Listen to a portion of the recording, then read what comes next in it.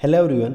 पिछले वीडियो में हम डीपीपी नंबर 3 के 29 क्वेश्चंस तक डिस्कस कर चुके थे। इस वीडियो में हम बाकी के बचे हुए हमारे 30 to 45 तक क्वेश्चन डिस्कस करेंगे। ठीक है, तो आते हैं जरा। जो अगला क्वेश्चन है हमारा वो भी हमारा कॉम्प्रहेंशन बेस्ड है। A research scholar synthesized a compound A in the laboratory, और हमको यहाँ पे ए कंपाउंड दिया हुआ है। He wanted to study this compound in acidic medium and kept for some time with heating. After an hour, when I isolated the compound, to his surprise, he got the mixture of two compounds B and C. He studied their properties and compound them with A. तो यहाँ पे A को उसने क्या किया, acidic medium में डाल के हीट किया। थोड़ी देर के लिए इसको एसिडिक मीडियम में डाल के हीट किया, तो क्या बोल रहा है यहाँ पे कि कंपाउंड बी एंड सी उसको मिला। और बी और सी का प्रॉपर्टी उसने स्टडी किया और ए का भी किया। और यहाँ पे जो टेबल है यहाँ बनाई हुई है हमने, 4 टेस्ट किया गया बेसिकली इन तीनों कंपाउंड पे। पहला है क्या हमारा reaction with sodium bicarbonate, sodium bicarbonate test. A में CO2 लिबरेट हो रहा है, तो मतलब ए हमारा पॉजिटिव सोडियम बाइकार्बोनेट टेस्ट दे रहा है, लेकिन बी और सी नहीं दे रहा है।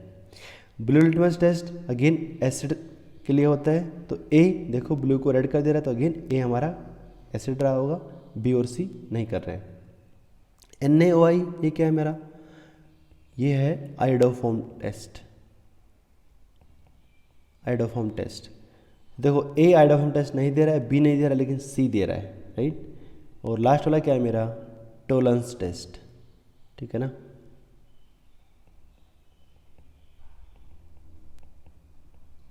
लास्ट वाला हमारा टोलेंस टेस्ट है। ए नहीं दे रहा है नेगेटिव, बी भी नहीं दे रहा है, सी वाला फिर से दे रहा है।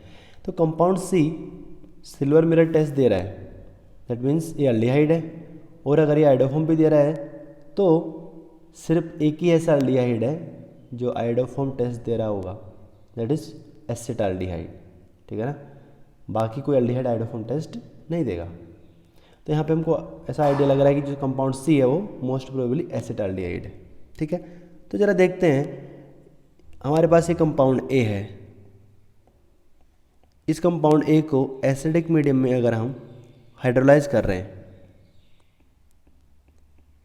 तो बताओ जरा एसिडिक मीडियम इसका हाइड्रोलिसिस। कंपाउंड ए को अगर हम ध्यान से देखें तो ऊपर जो कार्बन है यहाँ पे, जहाँ पे मिथाइल अटैच है, यहाँ पे एक मिथाइल है और एक तो हाइड्रोजन होगा। और इस कार्बन पे देखो जरा, इधर भी राइट साइड में भी क्या है, ऑक्सीजन है, लेफ्ट साइड में भी ऑक्सीजन है, दोनों तरफ ऑक्सीजन है, OR। This carbon is actually acetal, क्योंकि यहाँ पे एक मिथाइल और एक H है, तो ये अल्डिहाइड रहा होगा, इसके ऊपर दोनों तरफ से OR लगा है। So this compound is actually acetal.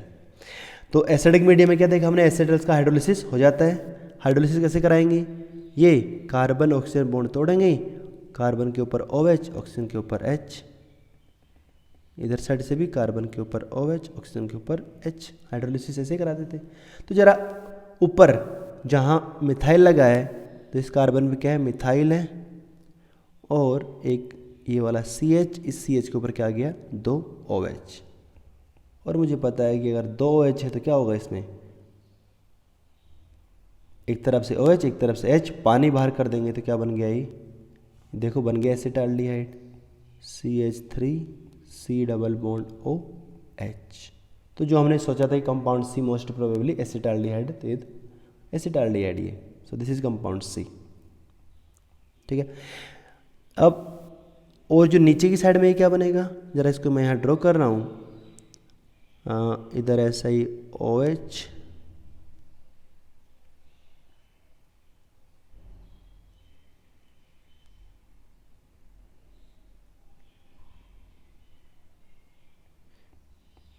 यहाँ पे भी OH, यहाँ एक मिथाइल कार्बन,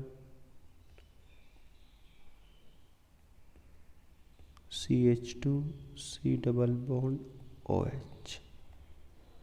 ठीक है, तो अगर सिंपल हाइड्रोलिसिस किया होता तो ये दोनों हमारे बने होते, एसिटाल्डिहाइड और ये वाला कंपाउंड। लेकिन यहाँ पे क्या हो रहा है, हाइड्रोलिसिस कर रहा है एसिडिक मीडियम में और इसको थोड़ा हीट भी कर दे रहा है। ठीक है ना, तो अगर इस कंपाउंड को हम एसिडिक मीडियम में हीट कर रहे हैं यहाँ पे, तो देखो ज़रा एक ही मॉलिक्यूल में कार्बोक्सिलिक एसिड फंक्शनल ग्रुप है, इधर देखो राइट साइड में, और यहाँ पर एक उसी मॉलिक्यूल में अल्कोहल भी है। तो यहाँ पे क्या हो जाएगा बेसिकली इंट्रा मोलिक्यूलर एस्टरिफिकेशन। तो ये जो कंपाउंड है ये हमारा फाइनल कंपाउंड नहीं है, फर्दर एसिडिक मीडियम में हिट करने पे it will undergo intra molecular esterification. ठीक है, अब एस्टरिफिकेशन में कार्बोक्सिलिक एसिड तो फिक्स है, और क्या होता है एस्टरिफिकेशन में, कार्बोक्सिलिक एसिड से हमारा ये OH और अल्कोहल से हमारा H। अब हमारे पास दो तरह के अल्कोहल हैं, देखो कार्बोक्सिलिक एसिड स्टार्ट करते हैं C1, ये C2, C3, ये C4, ये C5। एक OH लगा हमारा C3 पे, एक लगा हमारा C5 पे। अगर हम C3 वाले OH को पार्टिसिपेट कराते हैं अगर एस्टरिफिकेशन में, तो रिंग का साइज गिनेंगे जरा, तो 1 2 3 कार्बन है, एक ऑक्सीजन, 4 मेंबर रिंग बनेगा। 4 मेंबर रिंग नहीं बनना चाहेगा, लेकिन अगर जो C5 पे OH है इसको रेट कराएंगे अगर हम, तो जरा रिंग का साइज गिनेंगे। C5 का OH अगर रेट करेगा तो 5 तो कार्बन हो गया, और ये वाला ऑक्सीजन मिला के 6 मेंबर रिंग, तो ऑब्वियसली 6 मेंबर रिंग बनेगा। तो यहाँ पे साइक्लिक ईस्टर बनाएंगे 6 मेंबर्ड।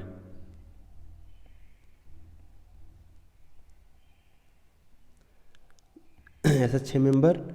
C1 हमारा ये कार्बोक्सिलिक एसिड वाला कार्बन था, यहाँ C2, ये C3, ये C4, ये C5। C5 पे कुछ नहीं है, C4 पे कुछ नहीं है, C3 पे एक हमारा मिथाइल ग्रुप है और एक हमारा OH, एक OH एक methyl. So this should be our compound B. Hydrolysis followed by intramolecular esterification, तो ये हमारा बन गया B। अब जरा ये जो ऊपर हमने टेस्ट किए थे इसको हम देख लें, अगर मैच कर लेते हैं। तो सोडियम बाइकार्बोनेट टेस्ट कौन देता है, कार्बोक्सिलिक एसिड मेनली। तो देखो A में कार्बोक्सिलिक एसिड फंक्शनल ग्रुप है, B में नहीं है, C में भी नहीं है, तो हमारा सही आ रहा है। सिमिलरली ब्लू लिटमस टेस्ट से भी एसिड के लिए होता है, तो A में है एसिड ग्रुप, B और C में नहीं है। आइडोफॉर्म देखो A में कोई मिथाइल एल्डिहाइड कीटोन नहीं है, C में है और B में फिर से नहीं है, देखो ये भी सही आ रहा है। टोलेंस टेस्ट A अगेन नहीं देगा, B में भी कोई एल्डिहाइड ग्रुप नहीं है, C में है। तो हमारा ये जो चारों टेस्ट है इनको ये तीनों कंपाउंड सही से फॉलो कर रहे हैं, तो A B C हमको पता चल गया। जरा क्वेश्चन नंबर 30 पे आते हैं, कंपाउंड बेस। तो देखो यहाँ पे हमको कौन सा ऑप्शन दिख रहा है, A, ऑप्शन A देखो, कंपाउंड B हमारा ऊपर जो हमने बनाया वही है। ठीक है, कंपाउंड C ऑब्वियसली एसिटाल्डिहाइड, यानी कि ऑप्शन नंबर D। 32 क्वेश्चन पे आते हैं। B is form due to B कैसे बना है, पहले हाइड्रोलिसिस हुआ है और फिर इंट्रामोलिकुलर एस्टरिफिकेशन, पानी बाहर हुआ है। ऑप्शन ए क्या है यहाँ पे, cleavage of CO bond followed by esterification between COH and OH present, तो ऑब्वियसली ऑप्शन ए करेक्ट है। देखो B तो क्या है, डीकार्बोक्सिलेशन ऑफ COH ग्रुप नहीं हो रहा है ऐसा कुछ, oxidation of CH2 COH into COH ये भी नहीं हो रहा है, सो 32 में answer is A. Next question हमारा अगेन कंप्रेंशन बेस्ड है, पढ़ रहा हूँ मैं। An optically inactive compound A which give positive iodoform test and give coloured compound with Brady's reagent. Brady's reagent से कलर्ड कंपाउंड मतलब वो एल्डिहाइड या कीटोन है, और आइडोफॉर्म टेस्ट दे रहा है तो अगेन वो मिथाइल एल्डिहाइड या मिथाइल कीटोन है। When it is treated with hydroxylamine in mild acidic medium it produces 2 different compounds B and C। तो जो कंपाउंड A है हमारा वो क्या है, कोई मिथाइल एल्डिहाइड या मिथाइल कीटोन है, ठीक है ना। इतना मेरे को पहले शुरू से ही आइडिया लग रहा है। और मुझे ये भी पता है कि अगर मिथाइल एल्डिहाइड या कीटोन को किससे रेट कराएंगे, अगर हम हाइड्रोक्सिलामीन से, तो एल्डिहाइड कीटोन का रिएक्शन NH2OH हाइड्रोक्सिलामीन से क्या बनाता है, ऑक्साइम फॉर्मेशन होगा, है ना। H2O बाहर होके एल्डिहाइड कीटोन का ऑक्सीजन, और यहाँ NH2OH से H2 बाहर होके ऑक्साइम बनेगा। और बोल रहा है कि 2 कंपाउंड बनेंगे B और C, तो ये जो ऑक्साइम है बेसिकली 2 बनेंगे B और C, और 2 क्यों बन रहे होंगे, बेसिकली यहाँ जो एग्जाम बन रहा होगा उसमें क्या हो रहा होगा, Zi हो रहा होगा। So B and C are geometrical isomers, ठीक है ना। each when further heated with concentrated H2SO4 produce D and E। Oxime को फर्दर कंसनट्रेटेड H2SO4 से अगर रिएक्ट करा रहे हैं तो क्या बन रहा है, कंपाउंड D एंड E। और बताओ जरा, ऑक्साइम को अगर हम H2SO4 से रिएक्ट कराते हैं तो ये कौन सा रिएक्शन होगा, यहाँ पे जो रिएक्शन होगा वो बेकमैन रीअरेंजमेंट, पढ़ा था हमने, बेकमैन रीअरेंजमेंट इन ऑक्साइम। तो हमको ऐसा गैस लग रहा है कि सही लग रहा है कि बी और सी को H2SO4 से रिएक्ट कराएंगे तो बेकमैन रीअरेंजमेंट होकर डी और ई बनेगा, और डी और ई मोस्ट प्रोबेबली क्या होगा, अमाइड। ठीक है। Further hydrolysis of D and E both produce mixture of carboxylic acid and amine. देखो हाइड्रोलिसिस करने पे कार्बोक्सिलिक एसिड और अमीन बन रहा है तो ऑब्वियसली क्या है, ये अमाइड ही है। ठीक है। अब देखो जरा क्या है, acid produced by hydrolysis of D is most acidic among it's isomer. D के हाइड्रोलिसिस से जो एसिड बनता है वो सबसे ज़्यादा एसिडिक है, मतलब वो ऑर्थो आइसोमर होगा। डी के हाइड्रोलिसिस से ऑर्थो आइसोमर बन रहा होगा, क्योंकि ऑर्थो आइसोमर क्या होता है, पैरा और मेटा आइसोमर ज़्यादा एसिडिक होता है बिकॉज ऑफ ऑर्थो इफेक्ट। ठीक है। And the amine produced by hydrolysis of E is least basic among its positional isomer. Aniline में भी ऑर्थो इफेक्ट देखा था हमने, और अनिलीन में ऑर्थो इफेक्ट क्या होता है कि जो ऑर्थो सब्स्टिट्यूटेड अनिलीन होता है वो लिस्ट बेसिक होता है।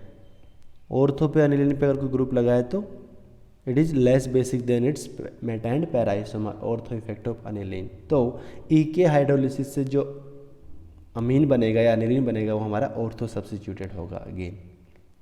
ठीक है। तो वह कंप्रेंशन पढ़ने से हमको काफ़ी कुछ आइडिया लग रहा है यहाँ पे कि कंपाउंड ए हमारा कोई मिथाइल एल्डिहाइड कीटोन है, वो ऑक्साइम से रिएक्ट करके NH2O से रिएक्ट करके ऑक्साइम बना रहा है, उसका बेकमैन रीअरेंजमेंट हो रहा है, फिर हाइड्रोलिसिस से कार्बोक्सिलिक एसिड और अमीन बन रहे हैं। ठीक है। तो अब एक बार क्वेश्चन पे नजर डाल लेते हैं। 33 क्वेश्चन क्या है, सेलेक्ट द इनकरेक्ट स्टेटमेंट। यहाँ पे क्या है, 4 स्टेटमेंट लिखे हैं, तो ये तो जब हम कंप्लीटेशन कर लेंगे तभी समझ में आएगा। 34 को देखिए जरा, identify A among the following, and 35 question is compound D and E are related to each other. ठीक है। तो 34 क्वेश्चन को देखेंगे अगर हम, तो पूछ रहा है ए कौन सा है, तो यहाँ पे 4 ऑप्शन है। मुझे इतना आइडिया लग चुका है कि ए मेरा या तो मिथाइल एल्डिहाइड है, मिथाइल कीटोन है, that means it can not be option B और डी। अच्छा एक और बात, आपके पास जो सीट में लिया है वहाँ पे जो बेंजीन के अंदर जो गोला है वो मिसिंग है, तो ये बेंजीन रिंग है, सब बीच में हमारा गोला है। तो ऑप्शन बी एंड सी नहीं हो सकता because they are alcohol. प्रेडिज Regent यानी कि 2,4-D सा टेस्ट नहीं देगा, या तो ए है या सी है। और देखो ए और सी क्या है, कीटो है दोनों में, सी डबल बॉन्ड और CH3, बस एक मिथाइल का पोजीशन चेंज हो रहा है, मिथाइल में भी एट पैरा और at ortho. So in compound A मुझे इतना आइडिया लग गया कि this compound A is a aromatic ketone. यहाँ पे ऐसा पक्का क्या है, सी डबल बॉन्ड और CH3 है, और इस पे एक मिथाइल ग्रुप लगा है, और इस मिथाइल का हमको एग्जैक्ट पोजीशन अभी नहीं पता, इट मे बी ऑर्थो और पैरा। तो ज़रा आगे बढ़ते हैं और फिर डिसाइड करेंगे मिथाइल का पोजीशन कहाँ पे है। तो इसको अगर मैं रिएक्ट कर रहा हूँ किसके साथ, ऑक्साइम के साथ, NH2OH, क्या होगा, यहाँ से NH2OH से H2 और यहाँ हमारे कार्बन से ऑक्सीजन, पानी बाहर करके जोड़ेंगे टू फॉर्म ऑक्साइम। और यहाँ पे देखो 2 ऑक्साइम पॉसिबल हैं, क्योंकि जो कार्बोनिल कार्बन है उसके ऊपर 2 ग्रुप हैं, एक क्या है, एक हमारा फिनाइल है, फिनाइल के ऊपर क्या है, मिथाइल लगा हुआ है, और एक यहाँ पे मिथाइल है, डबल बॉन्ड NOH हमारा ऊपर हो सकता है,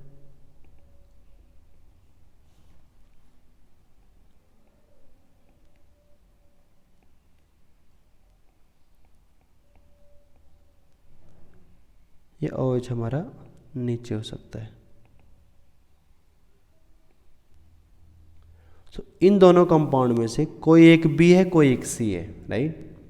ये 2 ऑक्साइम बन गए हमारे, हाइड्रोक्सिलेमिन से ऐड कराने पे oxime B and C which are geometrical isomers. ठीक है। अब क्या कर रहा है कि इन दोनों को ही H2SO4 से रिएक्शन कराया।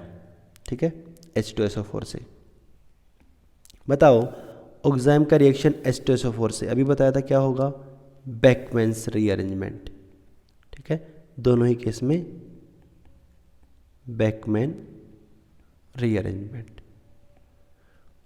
और बेकमैन रीअरेंजमेंट में हमने कैसे प्रोडक्ट बनाया था कि हमेशा वो ग्रुप माइग्रेट करता है जो हमारे OH से क्या हो, एंटी। तो बताओ जो पहला वाला कंपाउंड है उसमें कौन है एंटी, मिथाइल है।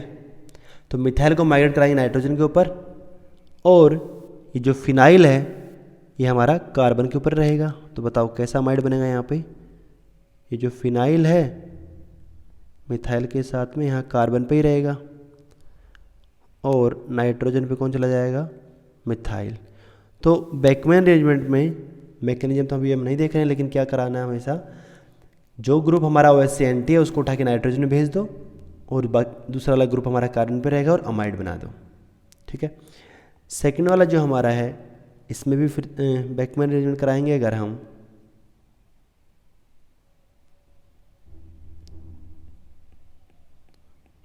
तो इसमें OH से एंटी कौन है, फिनाइल ग्रुप है, तो यहाँ पे ये माइग्रेट करेगा,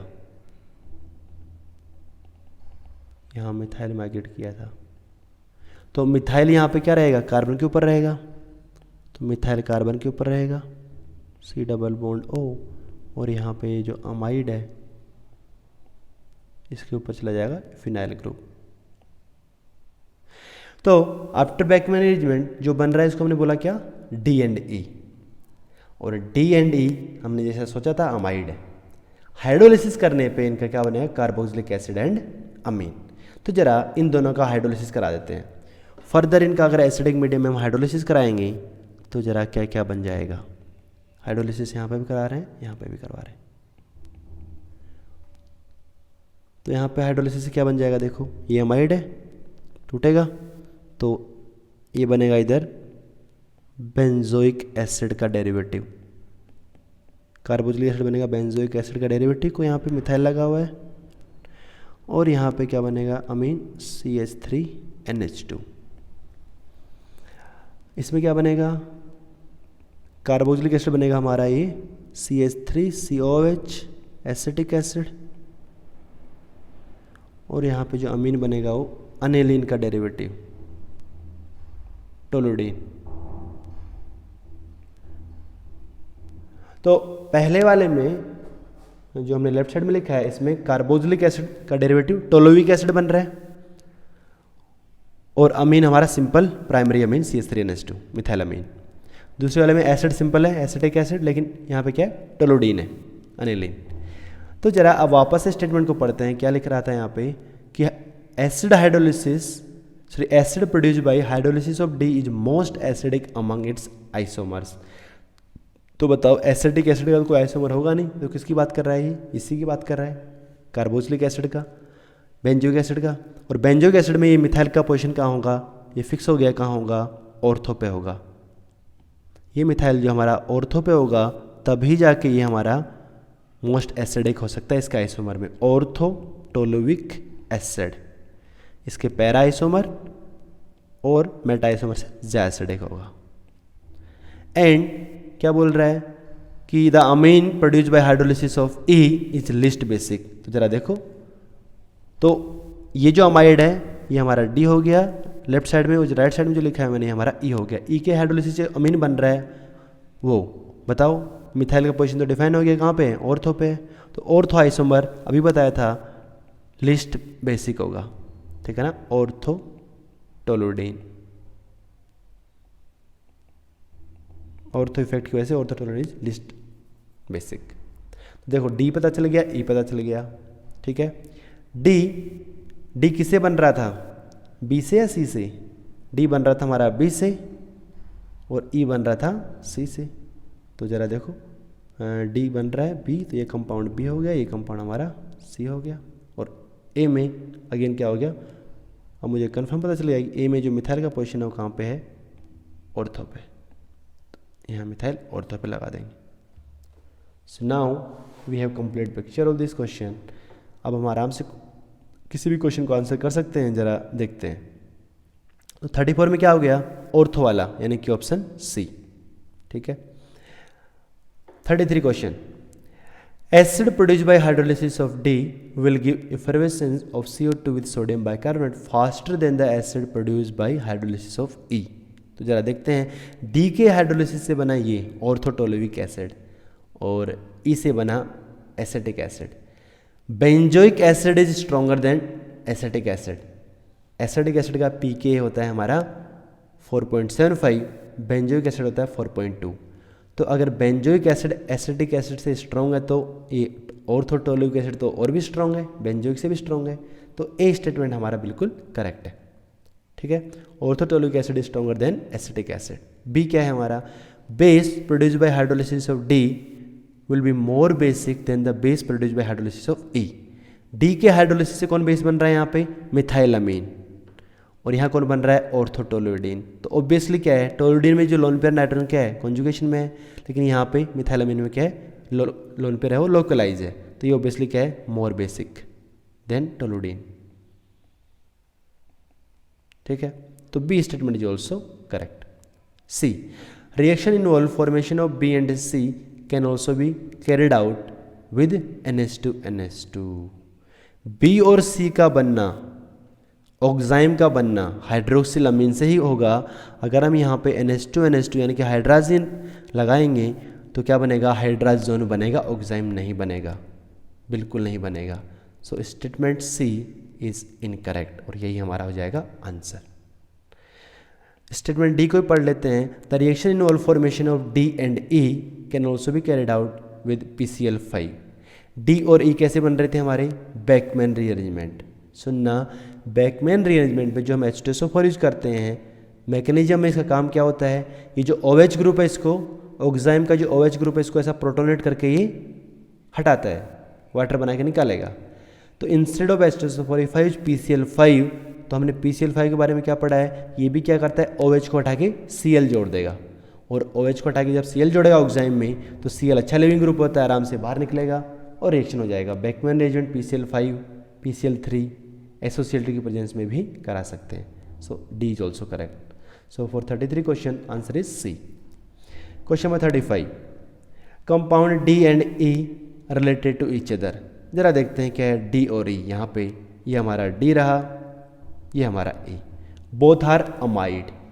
D and E both are amide, so functional group का नेचर क्या है, सेम है, सेकेंडरी अमाइड है। So they can not be functional isomer. तो क्या है ये दोनों, इन दोनों में, और जब फंक्शनल आइसोमर नहीं हुआ तो जरा देखते हैं, मेटामेरिज्म चेक करते हैं, सेकेंडरी अमाइड है, मेटामेरिज्म हो सकता है, होगा। देखो डी में क्या है, नाइट्रोजन के ऊपर मिथाइल है और इधर कार्बन की साइड में फिनाइल है, और ई में कार्बन की साइड मिथाइल है, नाइट्रोजन की साइड फिनाइल है। तो दोनों तरफ अल्काइल ग्रुप का नेचर चेंज हो गया, तो D and E are metamers. So 35 का answer will be C. Next question पे आते हैं हमारा, question number 36, total dibromo isomer possible for prismane which is an isomer of benzene. ये जो बनाया हुआ है देखो प्रिज्मीन, यहाँ पे इसमें देखो 6 कार्बन है, 3 ऊपर 3 नीचे, और हर एक कार्बन पे हाइड्रोजन है, तो इसका मॉलिक्यूलर फॉर्मूला क्या होगा, C6H6। ठीक है ना। सो this is an isomer of benzene. इसका पूछ रहा है कितने डाइब्रोमो आइसोमर बन सकते हैं। तो प्रिज्मीन यहाँ बना रहा हूँ मैं। प्रिज्मीन में ऐसे 2 फेस हैं, एक ऊपर एक नीचे, ट्रायंगुलर फेजेस।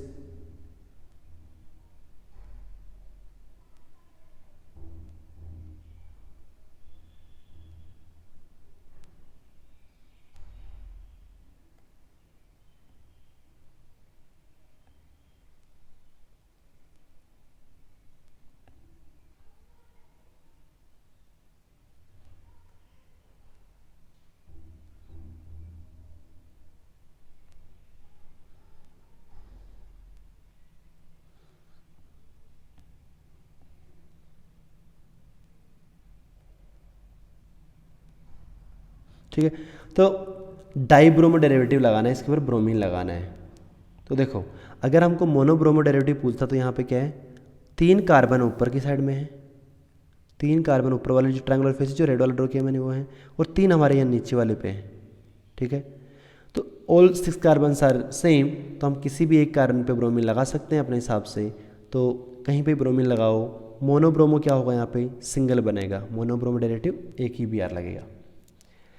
लेकिन हमसे पूछा डाइब्रोमो, तो हमको अब एक और बी आर जोड़ना है। तो देखो एक बी आर हमने लगा दिया, अब दूसरा बी आर के लिए क्या क्या पॉसिबिलिटी है, क्या क्या पॉसिबिलिटी है कि ये जो ऊपर वाला फेस है खुद के ही फेस में बी आर लगा दें हम। तो बताओ इस बी आर, जहाँ बी आर लगा हुआ है इस कार्बन के रेस्पेक्ट में ऊपर वाले जो दोनों कार्बन है क्या हैं, आइडेंटिकल ही हैं। इसके रेस्पेक्ट में दोनों ऊपर वाले फेस पे कार्बन सेम है, तो किसी भी एक साइड में यहाँ पे बी आर लगा देते हैं, ठीक है ना। तो यहाँ पे मान लो मैंने बी आर लगा दिया, तो ये बन गया डाइब्रोमो। ज़रा देखें तो कोई कार्बन एसिमेट्रिक हुआ क्या, इसमें नहीं हुआ, और इसको बीच में से हम काट देगा तो पीओसी पास करेगा, तो कोई ऑप्टिकल एक्टिविटी नहीं आया इसमें, ठीक है। तो ऊपर वाले फेस पे हमारा ऐसा एक चांस हो सकता है ब्रोमीन लगाने का। ज़रा नीचे वाले फेस पे देखते हैं,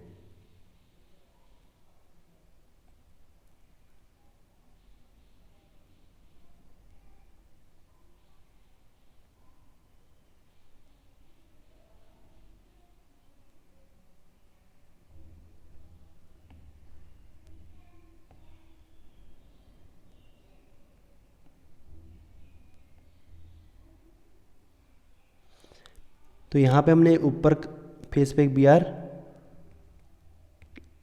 हम पहले लगा चुके हैं। तो अब ज़रा नीचे वाले फेस पे हमको बी आर लगाना है। तो जिस कार्बन पे बी आर लगा है उस एज के अलोंग एक ये वाला कार्बन है, ठीक है।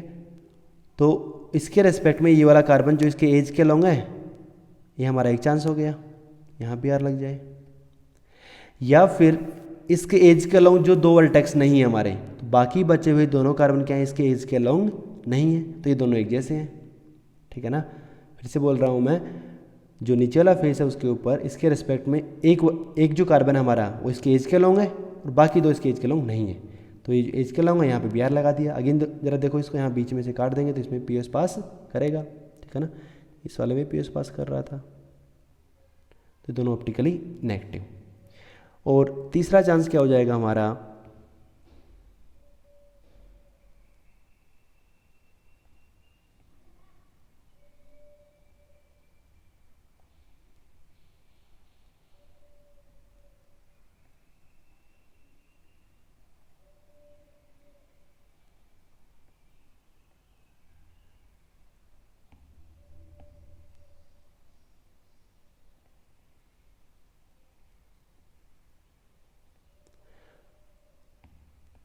तो यहाँ पे ऑलरेडी बी आर लगा दिया था। अब नीचे वाले फेस पे जो एज के अलोंग है उस पर ना लगा के अगर इस साइड में लगाएं हम बी आर, और बाकी दोनों ये जो कार्बन एकदम सेम ही है, इस वाले में देखो जरा, इस आइसोमर में कोई भी पीओएस या सीओएस पास नहीं करेगा, और अगर कोई भी पीओएस या सीओएस पास नहीं करेगा तो यहाँ पे क्या है हमारा, इसका एक इनएंशियोमर रहेगा, इसका यहाँ पे एक इनएंशियोमर रहेगा। तो टोटल कितनी पॉसिबिलिटी हो गई हमारे यहाँ, 1 2 3 एंड 4। तो टोटल यहाँ पे हमारे 4। अगर ऑप्टिकल एक्टिव पूछता तो 2, पहला और दूसरा इनएक्टिव है, बाकी दोनों ये एक्टिव है। अगला क्वेश्चन हमारा क्वेश्चन नंबर 37। क्वेश्चन नंबर 37 क्या है यहाँ पे, number of product having 5 membered ring as. यहाँ पे एक हमारा एक कंपाउंड है, इसमें क्या है, नेगेटिव चार्ज है कार्बन के ऊपर नेगेटिव चार्ज क्या है, स्ट्रॉन्ग बेस है, और स्ट्रॉन्ग बेस है तो किससे रेट करेगा इसको, डी प्लस से। तो क्या ऑब्वियसली क्या करेगा, ये डी प्लस से रेट करके बॉन्ड बना लेगा, ठीक है। लेकिन ये जो नेगेटिव चार्ज है ये हमारा फिक्स नहीं है, किसी एक ही कार्बन पे प्रेजेंट नहीं है। देखना जरा, जो कार्बन हमारा C14 है इसको मैं लिख रहा हूँ C1, ये C2, ये C3, ये C4 और ये C5, ठीक है। तो देखना जरा, C14 वाला जो कार्बन है वो C1 है, C1 के रेस्पेक्ट में C2 एंड C5 दोनों एक जैसे हैं, एंड C4 एंड C3 भी दोनों एक जैसे हैं। तो पहले तो हम क्या करते हैं, जरा यहाँ पे रिजोनेंस करा लेते हैं कि जो नेगेटिव चार्ज हमारा किस किस कार्बन पे आ सकता है। तो ये तो हमने देखा है कि 5 मेंबर रिंग है, उसमें क्या है, 2 पाई बॉन्ड है और एक हमारा नेगेटिव चार्ज है, तो क्या यहाँ पे इक्विवेलेंट रिजोनेंस होगा, और नेगेटिव चार्ज क्या है, सब पे घूमेगा। तो यहाँ पे देखो डबल बॉन्ड, ये वाला कार्बन 14 है, यहाँ पे नेगेटिव किस पे है, C3 पे नेगेटिव है। ज़रा यहाँ पे रेजोनेंस कराते हैं, क्या होगा, जो नेगेटिव चार्ज है इसको डबल बॉन्ड में भेजेंगे, पाई बॉन्ड को तोड़ देंगे इधर, तो हमारा ये ऐसा स्ट्रक्चर बन जाएगा। नेगेटिव आ गया यहाँ ऊपर, ये वाला कार्बन हमारा C14 है, यहाँ पाई बॉन्ड आ गया और यहाँ पाई बॉन्ड पहले से ही था। तो यहाँ पे नेगेटिव चार्ज किस कार्बन पे आया, C5 पे आया। फर्दर रेजोनेंस कराएंगे अगर यहाँ पे हम, तो ये फिर से डबल बॉन्ड में गया, पाई बॉन्ड टूटा इधर,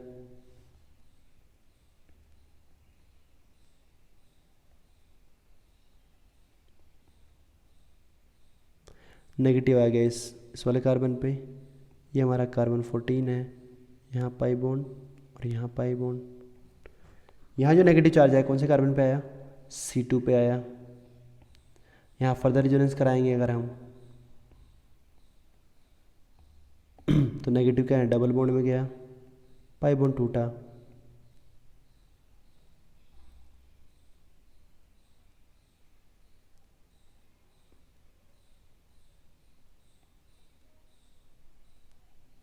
तो नेगेटिव चार्ज यहाँ आ गया, यहाँ पाई बॉन्ड, यहाँ पाई बॉन्ड, ये वाला कार्बन हमारा 14, नेगेटिव चार्ज कौन से कार्बन गया, यहाँ पे C4 पे गया। और अगर मैं यहाँ फर्दर रेजोनेंस कराता हूँ तो ये नेगेटिव डबल बॉन्ड में गया, पाई बॉन्ड टूटा और नेगेटिव आ गया C14 वाले कार्बन पे।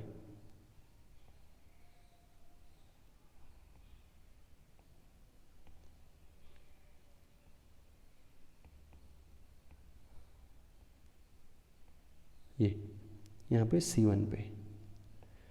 तो जरा ये जो नेगेटिव चार्ज है वो कितने डिफरेंट कार्बन पे उपस्थित हो सकता है, देखो एक तो चांस क्या है C1 पे, तो पहला पॉसिबिलिटी हो गया C1 पे हमारा नेगेटिव चार्ज हो सकता है।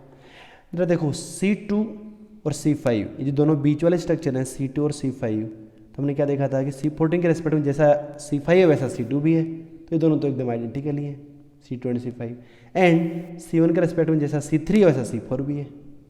तो एक्चुअली में क्या है, 3 पॉसिबल चांस है नेगेटिव चार्ज के, ठीक है ना, कौन कौन सा, एक तो ये C1, अगर नेगेटिव चार्ज कहाँ हो हमारा C1 पे, C1 मतलब जो 14 वाला कार्बन है।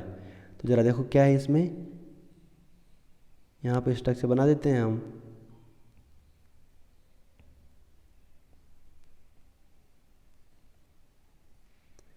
यहाँ 2 पाई बॉन्ड और इस वाले कार्बन पे नेगेटिव जो हमारा क्या है C14 है।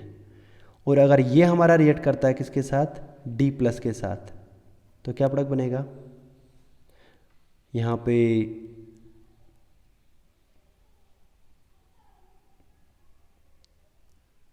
H और D लग गया, यहाँ पे कार्बन क्या है 14 है और यहाँ 2 पाई बॉन्ड है। ज़रा देखो जिस कार्बन पे D आके लगा है वो कार्बन अब इसमें एसिमेट्रिक नहीं है, कोई कार्बन एसिमेट्रिक नहीं है, क्योंकि अगर रिंग वाले ग्रुप को देखेंगे तो वो ऊपर और नीचे से आएंगे तो सेम ही मिलेगा, ठीक है। अगर हमारा जो नेगेटिव है वो C2 पे या C5 पे हो, C2 एंड C5 पे, अगर नेगेटिव चार्ज C2 या C5 पे है तो ज़रा क्या होगा, जो कार्बन हमारा 14 है उसके बगल में कार्बन पे नेगेटिव चार्ज है,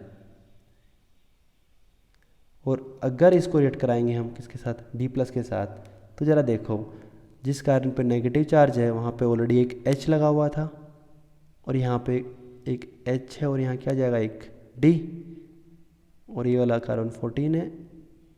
अब ज़रा देखो तो जहाँ पे D आके लगा है वो कार्बन एसिमेट्रिक हो गया, रिंग के दोनों ग्रुप सेम नहीं है, एक तरफ C14 है एक तरफ हमारा C12 है, और ये एसिमेट्रिक हो गया तो कितने काउंट करेंगे इसके हम, 2 प्रोडक्ट, ऊपर वाले का 1, इसमें 2।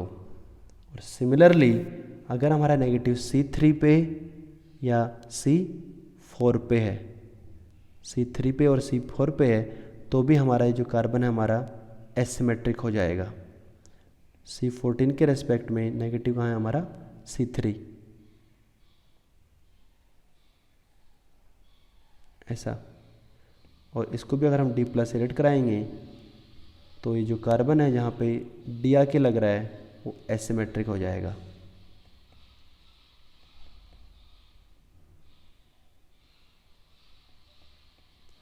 और एसिमेट्रिक होगा तो अगेन इसके कितने चांस हैं? 2। सो total number of product basically 2, 2 and 1, 5। तो यहाँ पे कुछ था नहीं, बस केवल कार्बेनाइन जो कि वेरी स्ट्रॉन्ग बेस है D+ से रेड करके D एब्स्ट्रैक्ट करेगा। लेकिन जो स्ट्रक्चर दिया है हमको उसमें सिर्फ एक जगह नेगेटिव बना है, बट रिजल्ट क्या है? नेगेटिव हमारा कॉन्जुगेशन में रहेगा, और कॉन्जुगेशन में रहेगा तो हमें यहाँ पे 3 पॉसिबल चांस हो सकता है नेगेटिव चार्ज के होने के, और तीनों से हमारा प्रोडक्ट बना लेंगे हम। एक में कोई एसिमेट्रिक कार्बन नहीं आ रहा है, 2 में आ रहा है, तो टोटल 5 प्रोडक्ट। ठीक है। नेक्स्ट क्वेश्चन हमारा question number 38, how many ozonides are possible during ozonolysis of propene. पहली बात तो इस क्वेश्चन में जो आंसर है हमारा वहाँ गलत दिया हुआ है, आंसर शायद 6 लिखा है लेकिन एक्चुअली में 2 ही होगा। So if I have propene CH3CH double bond CH2, इसका ओजोनोलिसिस कराएं अगर हम O3 के साथ रिएक्शन, तो जरा बताएंगे ओजोनोलिसिस में क्या होता था?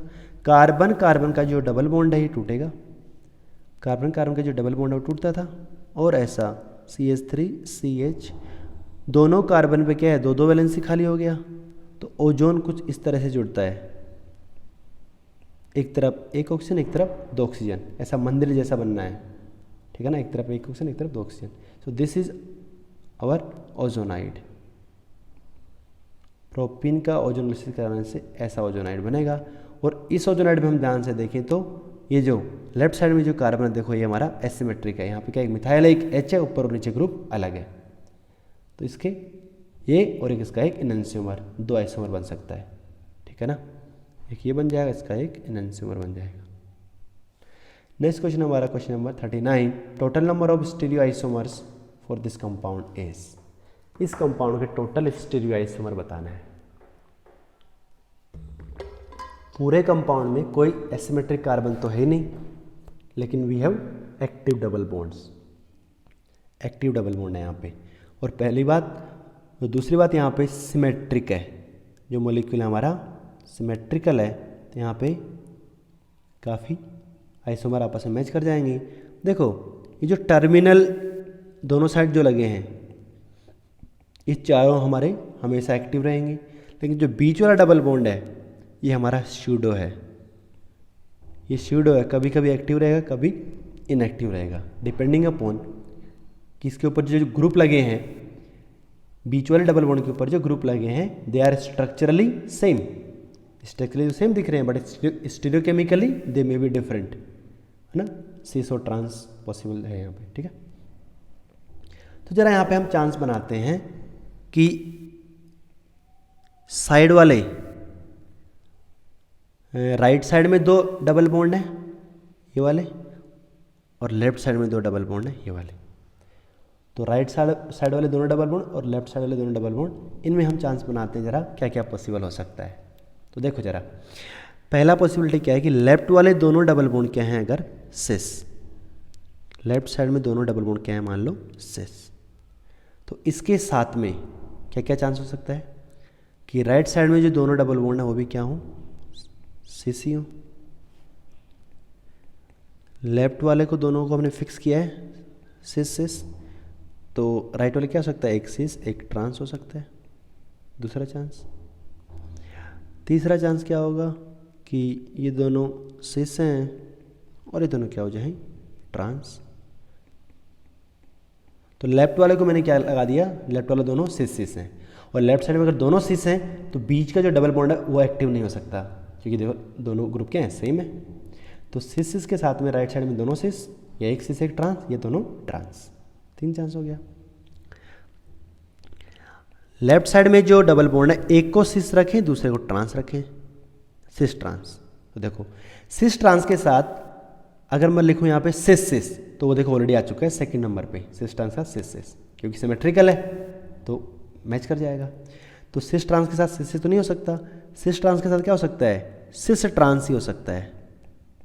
और जरा देखो फोर्थ वाले में क्या होगा, दोनों तरफ जो ग्रुप हैं डबल बॉन्ड, बीच का जो डबल बॉन्ड है हमारा उसके दोनों तरफ जो ग्रुप लगे हैं क्या है, हमारे अलग अलग है, और अलग अलग है तो बीच वाला डबल बॉन्ड क्या हो जाएगा, हमारा एक्टिव हो जाएगा।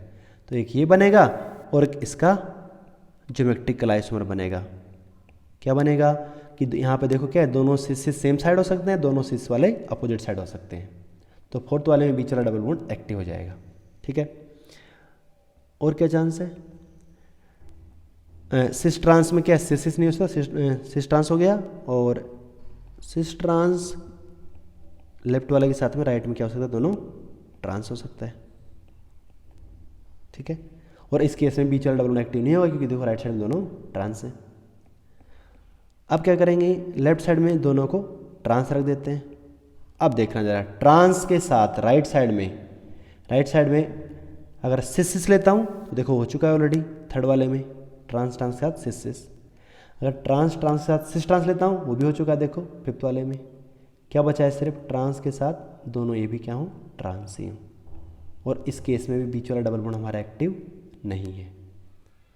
तो हमने जो टर्मिनल डबल बॉन्ड्स थे उनमें सारे पॉसिबिलिटी देख लिया। किसी एक तरफ को फिक्स किया हमने, सिस या सिस ट्रांस या ट्रांस, और दूसरे वाले को साथ में देखते गए। टोटल 6 पॉसिबिलिटी है, and out of this 6 possibility fourth वाले में क्या हो रहा है, बीच वाला डबल बॉन्ड भी एक्टिव हो जा रहा है। तो यहाँ पे 2 काउंट करेंगे। तो जरा देखो टोटल स्टीरियो आइसोमर कितने हो गए यहाँ पे, total 7। All are optically inactive, यहाँ पे कोई एक्टिव डबल बॉन्ड तो है ही नहीं। So total number of stereo isomer are 7, they are all geometrical isomers. तो ऐसे ही यहाँ पे कोई फॉर्मूला नहीं लगा सकते आप, ठीक है ना, क्योंकि यहाँ पे स्यूडो है, सिमेट्रिकल है, तो ऐसे ही पॉसिबिलिटी बना के आराम से निकाल सकते हो।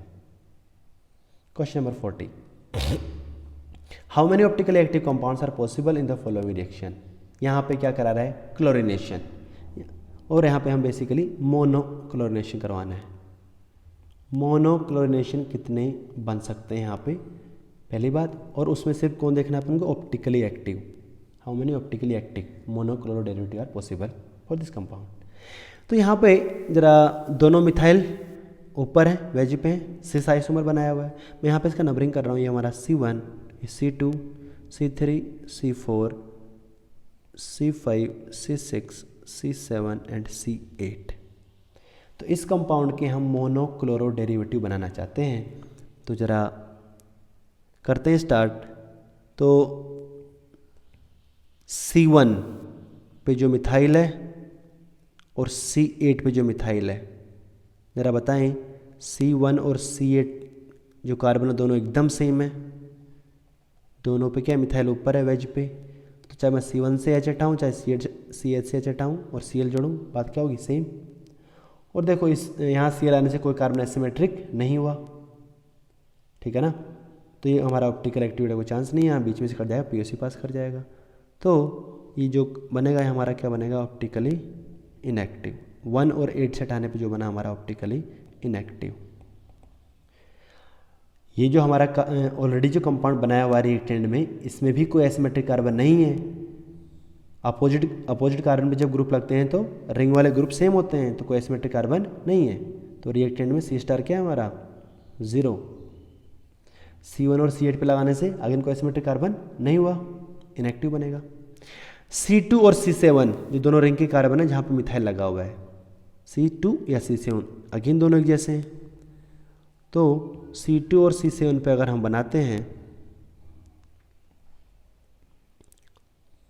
तो देखो मिथाइल या तो C7 पे लगाते हैं, C2 पे लगाते हैं। मान लो C2 पे रिएक्शन करा रहे हैं हम, तो C2 पे जब रिएक्शन कराएंगे तो ओरिजिनल कंपाउंड में C2 पर हाइड्रोजन का डैश पे है, लेकिन रिएक्शन में क्या होता है, हाइड्रोजन जाता है, क्या बनता है, फ्री रेडिकल बनता है।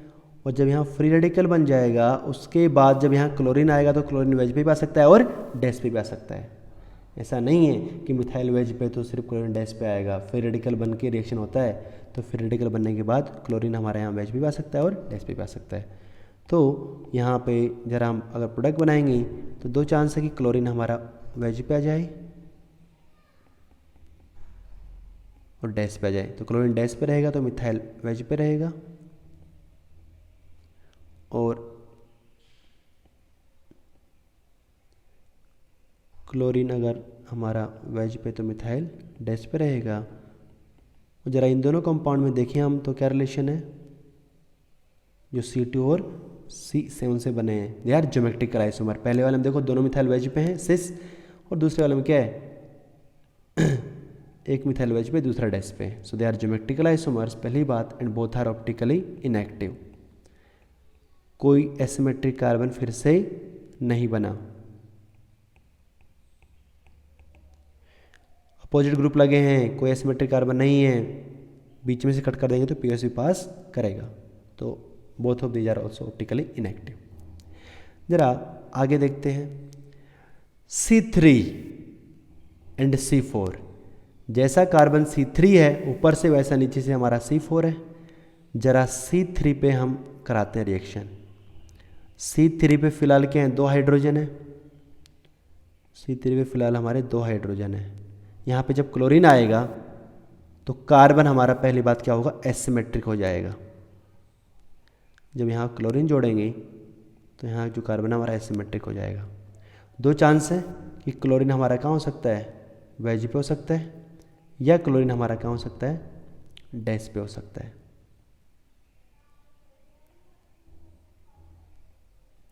क्लोरीन ऐसा वेज पे लगाया ऊपर, यहाँ लगाया डैश पे।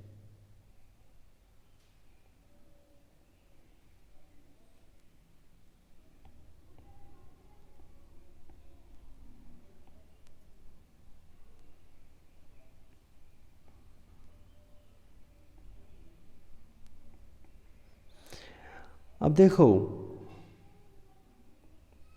C3 पे रिएक्शन होने से जिस कार्बन पे क्लोरीन आके लगा है वो तो एसिमेट्रिक हो गया, लेकिन उसके साथ साथ में ये जो ऊपर वाला जहाँ मिथाइल लगा है और जहाँ नीचे मिथाइल लगा है, ये दोनों कार्बन भी हमारे एसिमेट्रिक हो गए। तो हमको ऐसा लगता है कि C3 पे और C5 पे रिएक्शन होने से सेम बनना चाहिए। जैसा C3 पे रिएक्शन हुआ वैसे C5 पे भी होगा, और C5 पे जो रिएक्शन होगा उसमें भी क्या 2 चांस हैं कि मिथाइल वेज पे आ सकते हैं, मिथाइल डैश पे आ सकते हैं। ज़रा C5 वाला बनाते हैं। C5 पे रिएक्शन कराएंगे अगर तो क्या चांस है कि यहाँ C5 पे क्लोरीन वेज पे आ जाए या डैश पे आ जाए। मिथाइल हमारा यहाँ वेज पे रहेगा, मिथाइल यहाँ डैश पे रहेगा, ये बनेगा।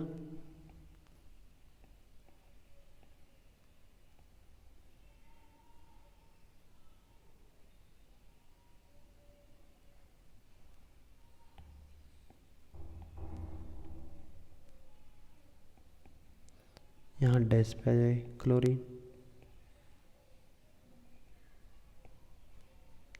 तो C3 और C5 देखने में लगता है कि दोनों साइड से सेम बनेगा, लेकिन ज़रा ध्यान से देखना C3 और C5 के ये जो ऊपर वाले वेज वाले जो कंपाउंड बने दोनों आपस में क्या है, देखो मिरर इमेज है, they are not same. Similarly जो डैश वाले हैं दोनों क्लोरीन, ये भी आपस में क्या है, एनहांसोमर्स है, मिरर इमेज। और क्यों हो रहा है ऐसा, क्योंकि जिस कार्बन पे हमारा रिएक्शन हो रहा है वो तो एसिमेट्रिक हो रहा है, लेकिन उसके साथ साथ में जहाँ मिथाइल लगा है वो भी हमारा कार्बन एसिमेट्रिक हो गया। तो क्या सोच लेते हैं हम कि भाई C3 और C5 एक जैसे हैं, लेकिन एक्चुअली C3 और C5 पे रिएक्शन होगी उससे हमारा एनहांसोमर्स बनेंगे, नॉट आइडेंटिकल। और जैसा C3 C5 एग्जैक्ट वैसा C4 एंड C6 है। अगर आप C4 और C6 भी बना के देखेंगे तो इनसे मैच कर जाएगा। तो अगर हम देखें यहाँ पे टोटल मोनोक्लोराइड कितने पॉसिबल हैं, 4 + 3 7, टोटल 7, लेकिन ऑप्टिकली एक्टिव की बात करेंगे तो सिर्फ 4, पहले 3 तो ऑप्टिकली इनएक्टिव। यहाँ पे ऑप्टिकली एक्टिव डेरिवेटिव आर 4। ठीक है, नेक्स्ट क्वेश्चन हमारा, an smallest optically active acyclic alkane can be obtain by catalytic hydrogenation of any of the 5 structural isomer of an alkene. How many of these alkenes are chiral. तो इस question में जो पहला statement लिखा है, smallest optically active acyclic alkene, तो जरा बनाने का कोशिश करते हैं smallest optically active acyclic alkene. तो अल्कीन बनाना है और ऑप्टिकली एक्टिव मतलब एक एसिमेट्रिक कार्बन होना चाहिए। तो बताओ, कार्बन होगा, कार्बन के ऊपर क्या है, एक तो हाइड्रोजन हो सकता है, और एक क्या लगा सकते हैं हम, मिथाइल ग्रुप लगा सकते हैं, और एक क्या लगा सकते हैं, इथाइल लगाना पड़ेगा। भाई इस वाले बीच वाले कार्बन को हमको एसिमेट्रिक बनाना है तो एक तो मिनिमम हाइड्रोजन हो सकता है, एक मिथाइल एक इथाइल, और एक क्या होना पड़ेगा, प्रोपाइल। अब प्रॉब्लम क्या है कि जो प्रोपाइल ग्रुप है इसके 2 चांस हैं। जो लेफ्ट साइड में जो प्रोपाइल लगा वो हमारा एन प्रोपाइल हो सकता है या वो हमारा आइसोप्रोपाइल हो सकता है। देखना एक और चांस है यहाँ पे कि जो प्रोपाइल ग्रुप है ये क्या हो जाए हमारा आइसोप्रोपाइल। यहाँ नीचे बनाया मैंने उसको, कार्बन पे एक मिथाइल एक इथाइल, तो यहाँ पे एक ऊपर बनाया एक नीचे बनाया, ये दोनों they are smallest optically active acyclic alkanes. एक एसिमेट्रिक कार्बन है, एक हाइड्रोजन एक मिथाइल एक इथाइल एक प्रोपाइल, लेकिन प्रोपाइल हमारा आइसोप्रोपाइल हो सकता है और एन प्रोपाइल हो सकता है, तो दो चांस हैं। अब हमको यहाँ पे कौन से वाला आइसोमर की बात कर रहा है, this alkane can be obtain by catalytic hydrogenation of any of the 5 structural isomer of an alkene. इस अल्कीन को बना रहे हैं हम कैटालिटिक हाइड्रोजनेशन ऑफ अल्कीन, और यहाँ जो अल्कीन है वो कितने चांस हो सकते हैं, 5 स्ट्रक्चरल आइसोमर हो सकते हैं उसके। तो जरा देखते हैं ये जो पहला वाला आइसोमर हमारा कितने डिफरेंट अल्कीन से बना सकते हैं। यहाँ पे मैं इसका नंबरिंग कर दूँ C1 C2 C3 C4 C5 C6, तो इसका मैं ऐसा बना रहा हूँ veg line diagram.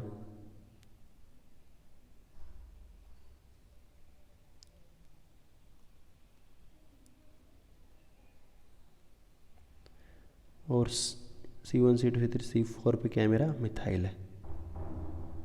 So this is our alkane. इसको मैंने यहाँ फिर से बना दिया। अब मुझे यहाँ पे क्या करना है कि कितने डिफरेंट अल्कीन से ये अल्कीन बनाया जा सकता है। मतलब हमको यहाँ पे क्या करना है, बस केवल डबल बॉन्ड का पोजीशन चेक करना है और सिर्फ स्ट्रक्चरल आइसोमर की बात कर रहे हैं यहाँ पे, ठीक है। ऐसा क्वेश्चन हम पहले भी कर चुके हैं। ज़रा बताओ यहाँ पे कितने डिफरेंट जगह पाई बॉन्ड लग सकता है। तो देखो अगर मैं यहाँ C1 और C2 के बीच में पाई बॉन्ड लगाऊँ तो ये बन जाएगा, और देखो जरा C1 C2 जो वाला है एकदम अलग है।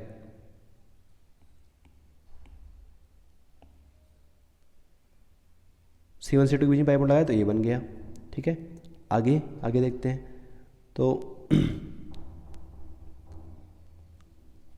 C2 और C3 के बीच में पाई बॉन्ड लगा सकते हैं तो हमारा ये बन जाएगा, 2 चांस हो गया। आगे बढ़ो, C3 और C4 के बीच में पाई बॉन्ड बनाया तो ये बन गया।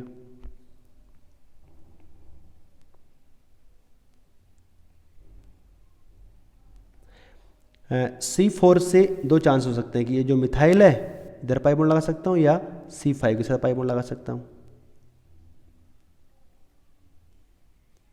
C5 से पाई बॉन्ड लगा सकता हूँ। और क्या चांस है कि लास्ट में जो C5 और C6 है उसके बीच में पाई बॉन्ड बन सकता है। तो जरा ये जो हमारा अल्कीन है कितने डिफरेंट अल्कीन से बनाया जा सकता है, 1 2 3 4 5 6। This alkyne can be prepared by catalytic hydrogenation of 6 different structural isomer of alkene। लेकिन हमारे क्वेश्चन में क्या लिखा हुआ है कि ये सिर्फ 5 स्ट्रक्चरल आइसोमर से बनना चाहिए, मतलब हमारा ये ऑप्शन नहीं है, प्रोपाइल वाला आइसोप्रोपाइल वाला होगा। और ये तो अब चेक भी कर सकते हैं इसको हम, लेकिन ये तो अंडरस्टूड है कि हाँ इस वाले अल्कीन को 5 ही अल्कीन से बनाया जा सकता है। जो ये नीचे वाला अल्कीन है इसको 5 ही अल्कीन से बनाया जा सकता है। और जरा यहाँ पे चेक कर लेते हैं, C1 C2 C3 C4 C5, यहाँ पे 5 कार्बन्स हैं, C1 C2 C3 C4 C5, और यहाँ पे C2 पे हमारा मिथाइल ग्रुप लगा है और C3 पे मिथाइल ग्रुप लगा है ये। तो यहाँ पे हमको पाई बॉन्ड लगाना है, तो देखना जरा C1 C2 के बीच में पाई बॉन्ड लगाएं या तो इस जगह या ऊपर वाले ब्रांच में, दोनों ब्रांच के यहाँ सेम ही है, ठीक है ना। तो यहाँ पे जरा हम पाई बॉन्ड का पोजीशन देख रहे हैं कहाँ कहाँ लग सकता है।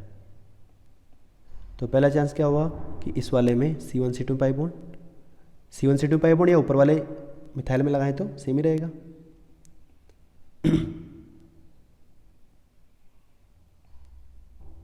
आगे बढ़ो, यहाँ पाई बॉन्ड लगा दिया C2 और C3 के बीच में।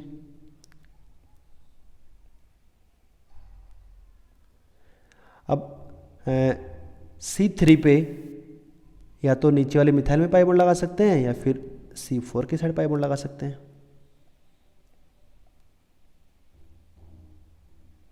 ये हो गया। एंड लास्ट वाला क्या है हमारा, C4 और C5 के बीच में पाई बॉन्ड लगा दिया। तो देखो ये 5 अल्किन पॉसिबल है जिनसे हमारा ये अल्किन बना सकते हैं। एंड क्वेश्चन में हमसे पूछ रहा है कि how many of these alkenes are chiral, इनमें से कितने अल्किन कायरल हैं, ज़रा देखते हैं।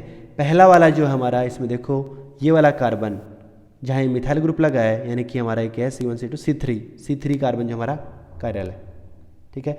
दूसरे वाले में देखो जरा, तो कोई भी यहाँ सिमेट्रिक कार्बन नहीं दिख रहा है मुझे, ये अकायरल, तो ये हमारा कायरल हुआ, ये वाला अकायरल। इस वाले में देखो अगेन यहाँ पे कोई सिमेट्रिक कार्बन नहीं दिख रहा है मेरे को, यहाँ 2 मिथाइल हैं लेफ्ट साइड में, तो ये भी क्या है हमारा अकायरल। फोर्थ वाले में भी कोई कार्बन कायरल नहीं दिख रहा है, देख सकते हैं आप, ये भी क्या है हमारा अकायरल। वो जो लास्ट वाला जो फिफ्थ वाला है, इसमें देखो जरा, यहाँ पे मिथाइल लगा हुआ है, ये कार्बन हमारा एसिमेट्रिक है, तो ये क्या हो जाएगा फिर से chiral. So out of this 5 2 alkenes are chiral, ठीक है, तो आंसर हमारा 2, ठीक है।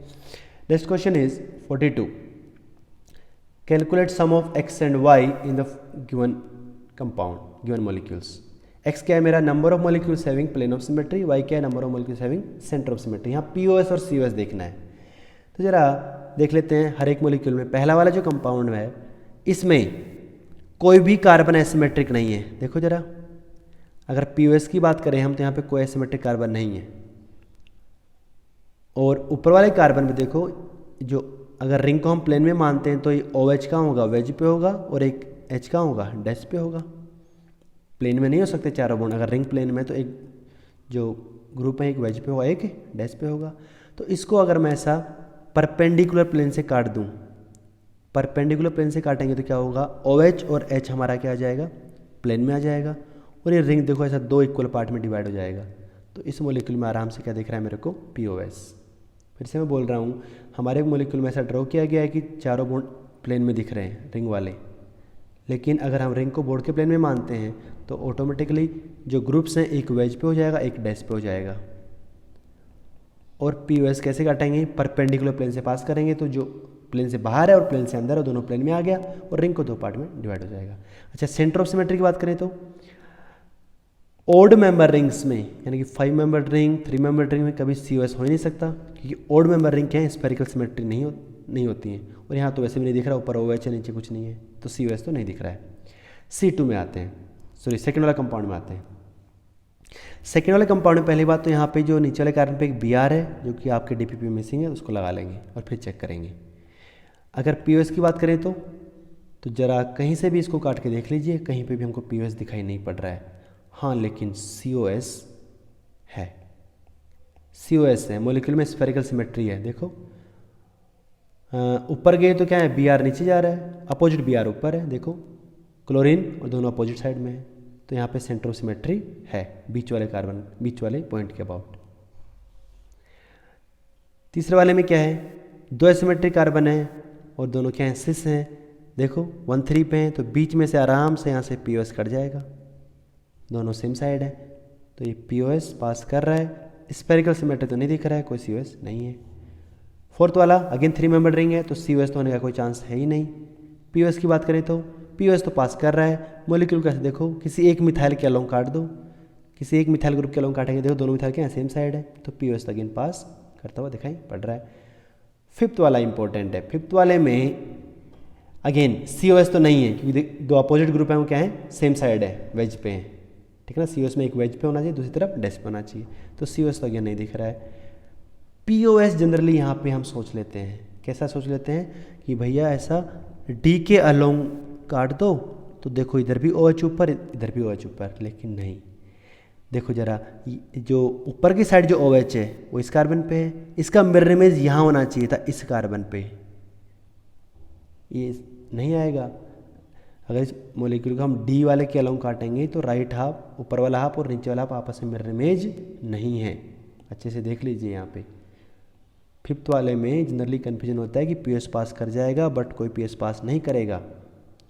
सिमिलरली अगर हम OH के अलोंग काटते हैं, तो अगेन दोनों हाफ जो D वाले हैं मिरर इमेज नहीं होंगे, तो कोई POS भी नहीं, कोई COS भी नहीं है। 6 वाले में 6 वाले में देखो क्या है, COS है, क्योंकि देखो SH वहाँ ऊपर है, अपोजिट में SH नीचे है, D नीचे D ऊपर है, तो COS पास कर रहा है, स्पेरिकल सिमेट्री है। Plane of symmetry, plane of symmetry भी है। ग्रुप क्या है, 1 4 पे लगे हैं भाई। राइट साइड में जो ग्रुप लगे हैं क्या, एक वेज पे एक डैश पे है, लेफ्ट साइड में क्या एक वेज पे और एक डैश पे है। तो ऐसा परपेंडिकुलर प्लेन काट दो। परपेंडिकुलर प्लेन क्या होंगे, सारे ग्रुप प्लेन में जाएंगे, SHD प्लेन में आ गया, और रिंग का जो ऊपर हाफ और जो नीचे वाला हाफ आपस में मिरर इमेज है, तो POS भी और COS भी है। तो जरा X क्या है मेरा, number of molecules having plane of symmetry, जरा गिनते हैं कितने। पहला वाला है, दूसरा नहीं है, तीसरा है, चौथा है, और पांचवा नहीं, छठा है, तो कितना होगा 4। X is 4। Y COS किस में है, COS तो 6 वाले में है और सेकंड वाले में बस 2। X + Y is 6। Next question हमारा question number 43। Cyclohexane 1,4-dione is a polar compound having dipole moment value of 1.2 D. If mole fraction of its chair form is 0.8, what will be the dipole moment of twist boat form? तो अगर molecule एक से ज़्यादा conformations में exist करता है, यहाँ पे क्या है, एक चेयर फॉर्म की बात कर रहा है और एक बोट फॉर्म, तो यहाँ पे मॉलिक्यूल यहाँ 2 कन्फर्मेशंस में एग्जिस्ट कर रहा है, यहाँ पे बना देते हैं ज़रा। ये हमारा ऐसा चेयर फॉर्म होगा और ट्विस्ट बोट फॉर्म कुछ ऐसा होता है, और यहाँ पे क्या होगा C1 C2 C3 C4। तो अगर यहाँ होगा तो C2 C3 C4,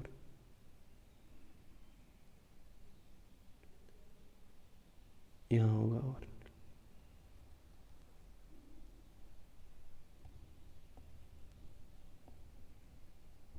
ठीक है। तो इस तरह का ट्विस्ट बोट होगा।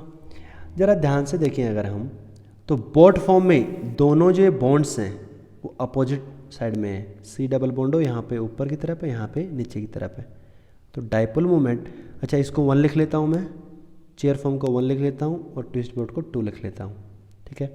तो जो 1 है μ1 चेयर फॉर्म का, μ1 डाइपोल मोमेंट क्या होगा 0, लेकिन μ2 विल बी नॉन ज़ीरो, यहाँ पे नॉन ज़ीरो है, वो तो पूछ रहा है क्वेश्चन में हमसे। मोल फ्रैक्शन चेयर का दिया हुआ है हमको, मोल फ्रैक्शन लिख रहा हूँ मैं x1 कितना 0.8, और इसका ऑब्वियसली कितना हो जाएगा 0.2।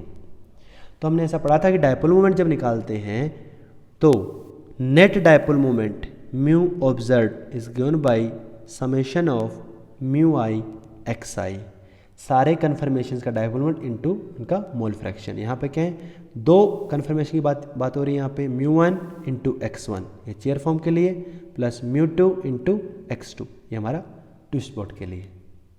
ऑब्जर्व डाइपोल मोमेंट कंपाउंड का दिया है हमको कितना 1.2, μ1 0 है इंटू 0.8 प्लस μ2 निकालना है हमको इंटू 0.2, और इसको सोल्व करके ज़रा देखो डाइपोल मोमेंट μ2 कितना आ रहा है 1.2 अपॉन 0.26 D। सो ट्विस्ट बोट का जो डाइपोल मोमेंट है हमारा 6D। ये हमने किया था डाइपोल मोमेंट कन्फर्मेशंस में कि जितने भी कन्फर्मेशन स्टेबल कन्फर्मेशंस हैं सबका अगर हमको डाइपोल मोमेंट पता है, सबका मोल फ्रैक्शन पता है, then net dipole moment mu observed is given by summation μi xi, μ1 x1 into μ2 x2। और जो हमारे 2 लास्ट के क्वेश्चन है हमारे 44 and 45 they are column matching. तो 44 में क्या है, कॉलम 1 में कुछ कंपाउंड दिया है, कॉलम 2 में pKb वैल्यू, pKb बेस के लिए, तो जितना स्ट्रॉन्ग बेस होगा pKb उतना कम होगा, वीक बेस का pKb ज़्यादा होगा। जरा देख लेते हैं ऑप्शन ए में क्या है। ऑप्शन ए में क्या है, रिंग है, नाइट्रोजन का जो लोन पेयर है वो थोड़ा बहुत डिलोकलाइज करेगा, लेकिन जो नाइट्रोजन का है हमारा ब्रिज हेड पे है। ऑप्शन बी में लोन पेयर पूरी तरह लोकलाइज्ड है, कोई डिलोकलाइजेशन नहीं है। ऑप्शन सी में नाइट्रोजन क्या हमारे रिंग के साथ में डिलोकलाइज होगा। And option D is pyrrole is the list basic, क्योंकि इसका जो लोन पेयर का क्या है हमारा एरोमेटिसिटी में इन्वॉल्व है। पायरोल का जो लोन पेयर हमारा एरोमेटिसिटी में जा रहा है, बहुत ज़्यादा डिलोकलाइज्ड है, ठीक है ना। पायरोल इज लिस्ट बेसिक, और पायरोल लिस्ट बेसिक है तो पी के भी क्या होगा इसका मैक्सिमम। ज़रा देखो कहाँ पे है मैक्सिमम, पी, तो डी का पक्का क्या ऑप्शन हो जाएगा, पी। सी में देखो लोन पेयर डिलोकलाइज है, ए में भी थोड़ा जाएगा लेकिन बी में बिल्कुल नहीं जाएगा, तो मोस्ट बेसिक कौन है, बी, तो मतलब पी के भी मिनिमम होगा कौन, आर, बी का कौन होगा, आर। ए और सी में कैसे डिसाइड करेंगे, ए और सी में तो लोन पेयर डिलोकलाइज में जा रहा है लेकिन ए में काफ़ी कम जाएगा, बिकॉज नाइट्रोजन क्या है, ब्रिज हेड पे है, तो जो नाइट्रोजन इसका hybridization can not be sp2 hybridize, तो लोन पेयर हल्का फुल्का जाएगा, बहुत कम, तो A is again more basic than C, ठीक है ना। तो बताओ मोस्ट बेसिक कौन हो गया था, बी, बी के बाद कौन आएगा, ए, तो बी के बाद तो आर 3.35 के बाद कौन है 6.21 यानी कि क्यू, तो ए का क्या हो जाएगा मेरा क्यू, और सी का क्या हो जाएगा मेरा S. C is less basic तो पी के भी क्या होगा ज़्यादा, तो बहुत आराम से बेसिक स्ट्रेंथ का क्वेश्चन हो जाएगा। लास्ट क्वेश्चन हमारा 45, कॉलम 1 में कुछ मॉलिक्यूल लिखे हैं, कॉलम 2 में कुछ प्रॉपर्टीज लिखी हैं, उनको मैच करना है। तो पहला वाला जो मॉलिक्यूल है, जरा इसको मैं यहाँ यहीं बना लेता हूँ, क्या है, डबल बॉन्ड है, यहाँ मिथाइल लगा है, यहाँ बी आर है, इधर क्या एच है और ये ग्रुप है, और यहाँ देखो एक एसिमेट्रिक कार्बन है, मिथाइल क्लोरीन, और यहाँ पे एक एच है। पूरे मॉलिक्यूल में एक ही एसिमेट्रिक कार्बन है तो कोई पीओएस सीओएस पास नहीं करेगा, मॉलिक्यूल भी कायरल ऑप्टिकली एक्टिव। तो बताओ ए में क्या हो जाएगा, chiral atom is present, yes, P is correct, molecule is chiral, again सही, Q is correct, plane of symmetry is present, no, centre of symmetry is present, no, तो एक आंसर क्या हो जाएगा, P and Q. B, option B में जो compound बनाया हुआ है वो हमारा जैसा दिख रहा है वैसा नहीं है, स्पाइरिन जैसा स्पाइरिन्स होता है, स्पाइरो कंपाउंड्स। देखो बीच में जो कार्बन है हमारा वो sp3 हाइब्रिडाइज्ड है, बीच में जो दोनों रिंग जहाँ जुड़ी हुई है वो कार्बन sp3 है, तो sp3 हाइब्रिडाइज कार्बन तो क्या होगा, टेट्राहेड्रल होगा। मीन्स अगर ये जो लेफ्ट वाला रिंग है ऐसे हमारे बोर्ड के प्लेन में है, जो राइट वाला रिंग होगा वो प्लेन में नहीं हो सकता है, वो क्या होगा, आउट ऑफ प्लेन जाएगा, एक पोर्शन उसका ऐसा प्लेन से बाहर निकलेगा और दूसरा पोर्शन ऐसा प्लेन से अंदर जाएगा। सो this compound is like spiro compounds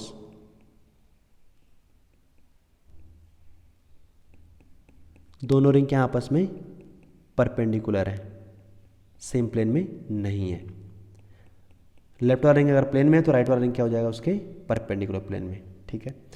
जरा देखते हैं पहला कायरल एटम, क्या इसमें कोई कार्बन एसिमेट्रिक है, जो बीच वाला कार्बन एसिमेट्रिक नहीं है। क्यों नहीं है, कि राइट साइड में घूमेंगे और लेफ्ट साइड में घूमेंगे, दोनों रिंग क्या एकदम सिमिलर है, ग्रुप डिफरेंट नहीं है। बट अगर इस मॉलिक्यूल में कोई पीओएस पास कराए हम तो बताओ कैसा पीओएस चेक करेंगे।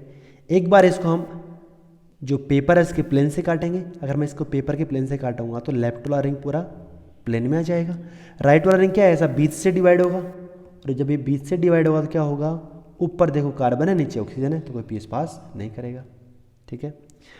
एक बार कैसा पीएस पास कराएंगे, परपेंडिकुलर प्लेन से, एकदम परपेंडिकुलर, स्क्रीन से परपेंडिकुलर, तो क्या होगा, राइट वाला रिंग क्या है, प्लेन में आ जाएगा, लेफ्ट वाला रिंग क्या है, बीच में से कटेगा, तो अगेन क्या ऊपर ऑक्सीजन नीचे कार्बन, अगेन कोई पीएस पास नहीं करेगा। और सीओएस तो यहाँ पे हो ही नहीं सकता, ठीक है ना। सीओएस तो देखो स्पेरिकल सिमेट्री नहीं दिखा रहा, तो कोई यहाँ पीओएस भी नहीं है, कोई यहाँ सीओएस भी नहीं है, मॉलिक्यूल क्या है मेरा कायरल, कोई एसिमेट्रिक कार्बन नहीं है, फिर भी मॉलिक्यूल क्या है कायरल। तो बी में क्या आंसर हो जाएगा, Q, molecule is chiral, yes, plane of symmetry is present, no, centre of symmetry is present, no, तो सिर्फ क्या हो जाएगा क्यू। सी वाला, सी में दो एसिमेट्रिक कार्बन है और देखो सिमिलर एंड है, बीच में से आराम से पीओएस पास करेगा, सिस आइसोमर है, दो एसिमेट्रिक कार्बन जहाँ मिथाइल लगा हुआ है, तो कायरल कार्बन है, पी है, मॉलिक्यूल कायरल नहीं है, पीओएस पास कर रहा है, सीओएस नहीं करेगा, स्पेरिकल सिमेट्री नहीं है। डी में कोई एसिमेट्रिक कार्बन नहीं है, अपोजिट ग्रुप लगे हैं, और अपोजिट ग्रुप लगे हैं तो कोई एसिमेट्रिक कार्बन नहीं है, मॉलिक्यूल कायरल भी नहीं है, पीओएस बिल्कुल काट सकते हैं, दोनों क्लोरीन की जो बॉन्ड है उसी के अलोंग काट दें तो पीओएस पास करेगा, तो पीओएस पास करेगा, आर होगा।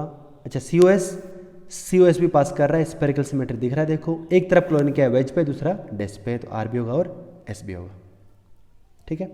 तो ये था हमारा डीपीपी नंबर 3।